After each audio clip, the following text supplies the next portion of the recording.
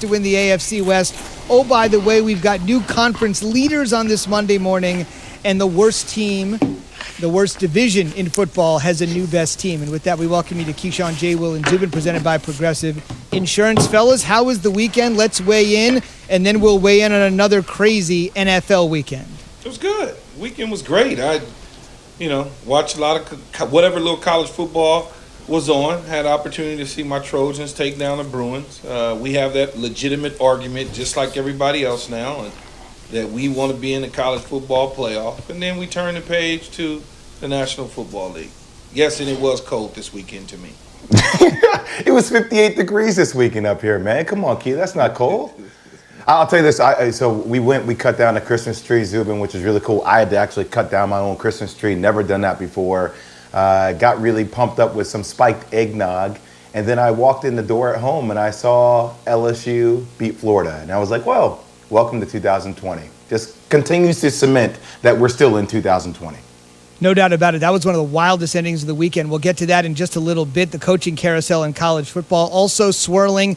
National Signing Day early is Wednesday, so a lot of clubs, a lot of programs that need coaches need to fill them quick to make sure those kids can get in there. But let's go from the kids to the men. Key, let's talk about it. Sunday Night Football, as I mentioned, Buffalo wins. They've got a 99% chance to win the AFC East. It would be their first division title in a quarter century. But I want to focus on the other team just for a moment. Not a Buffalo buzzkill at all. But Pittsburgh actually backed their way into the playoffs yesterday, if there's such a thing at backing in at 11-2. They actually got into the postseason before they took the field Sunday night. They dropped their second in a row, and I gave you all those numbers, 99, 100. By the way, Stephon Diggs has 100 catches this year. Don't scale it from 0 to 100. Scale it from 1 to 10. Your level of concern for the Pittsburgh Steelers after their second straight shaky performance. Well, there is some concern, Zubin. I think when you look at where they're at, where they started at, they were an 11-0 football team. They've lost 2 straight games now. And so as you start to think about moving forward, they've got to figure out what that running game is about. Like, they need some help in terms of running the football. Defensively, I think they held up as best they could. But from an offensive standpoint, Ben Roethlisberger cannot be Big Ben if they don't have a running game to match the passing game. I think when you look at Washington and you look at Johnson and Juju and Claypool, yes, they're young, dynamic receivers. But if they don't have a running game to match the style of which they want to play, then this is going to be very difficult for them to be able to move forward come playoff time. Right now, it's sitting at 11-2 with 2 straight losses. A lot of people are not starting to say now, taking them out of the conversation as the second best team in the AFC. There's a team in Buffalo, which they played. There's a Tennessee Titan team. And, oh, by the way, there's the Indianapolis Colts with a resurgence at quarterback in Phillip Rivers. So as you start to look at where they're at, it's just, and I know Mike Tomlin wants to run the ball. And he's going to try to certainly get it fixed, but they better hurry up and fix it before it's too late. Key, I'll say this.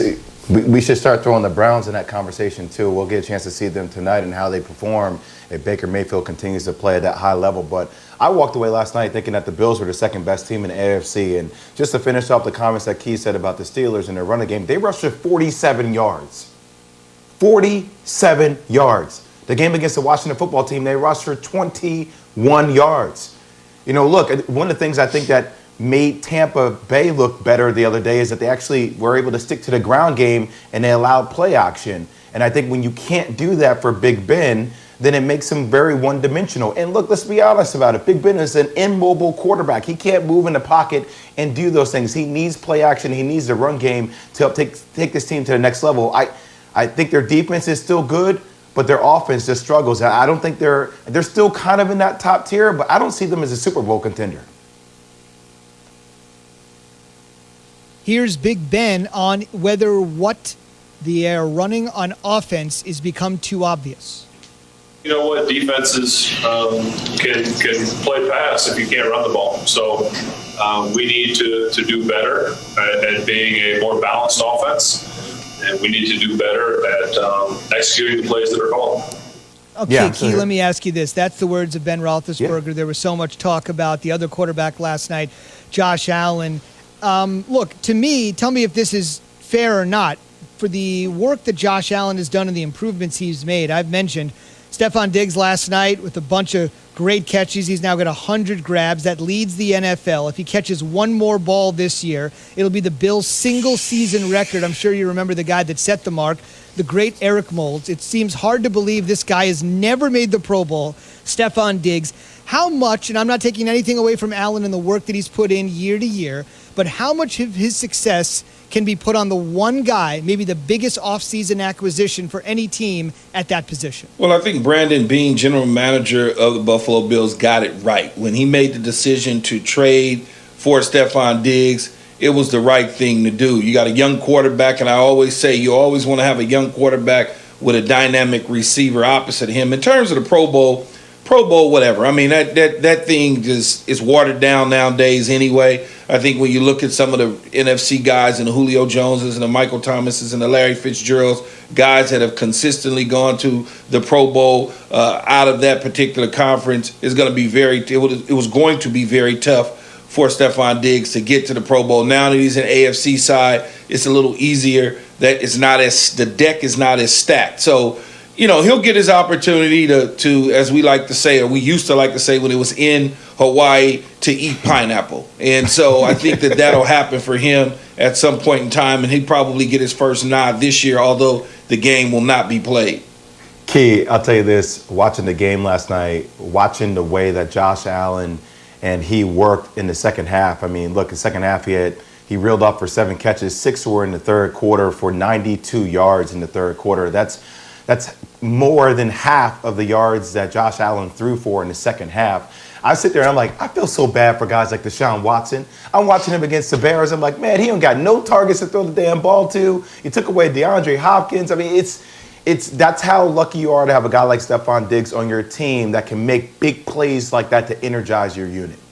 Well, 10 catches, 130 yards, and a touchdown last night was a night. I mean, he was a dynamic force for Kirk Cousins and the Minnesota Vikings. Whatever issues went on with Rick Spielman and the general manager of Minnesota and the team, he certainly felt that he wanted to get out of there. He made it loud and clear. He's landed in a good spot in Buffalo, and I hope he continues to have that success that he's having. Zubin, I do want to say this, though. I do want to give their defense some credit. The Bills actually produced points off their defense for the first time since 2017. Bravo to them for doing that on that pick six. No question about it, and it looks like they're certainly going to be winning the AFC East. We'll see how far they can go. Quite a remarkable achievement. The team had missed the playoffs for 17 straight years. They have such a passionate fan base that right now can't join them, but they've made the playoffs 2 of the last 3, haven't been able to get over the hump and win one of those 2 playoff games, but it certainly feels like they'll be the favorite heading in at this particular point. Want to mention one thing, maybe it's just 2020, maybe just a sign of the times. Before the game, you may have seen Juju Smith-Schuster was dancing on the Bills logo at midfield. He posted the video to TikTok in a 2020 move, and you better believe Jordan Poyer and the rest of the Bills defense took notice of that, and if they needed any extra motivation, you've heard it before, people dancing on the Star in Dallas. Well, they were dancing on the Buffalo Head there in Orchard Park, and it turned out that the Steelers took the head off the Bills took the heads off the Pittsburgh Steelers. We're asking on the Dr. Pepper Twitter feed, who's the biggest threat to the Chiefs in the AFC? Jay kind of put his mark in there with Buffalo. Be a part of the Keyshawn, J. Will, and Zubin Nation on the Dr. Pepper Twitter feed. ESPN Nation presented by Dr. Pepper. It's official. College football's back. So is your favorite Dr. Pepper-loving college football town, Fansville. Head to a store near you to treat your inner college football fan to an ice-cold 20-ounce Dr. Pepper today. The front office insider Mike Tannenbaum will join us this morning on the Shell Pennzoil Performance Line in 20 minutes. Of course, we will discuss the Eagles. And on the way, the biggest question surrounding the Birds. After what Jalen Hurts did yesterday, why won't Doug Peterson name him the starter for their game this coming Sunday? We'll get into that.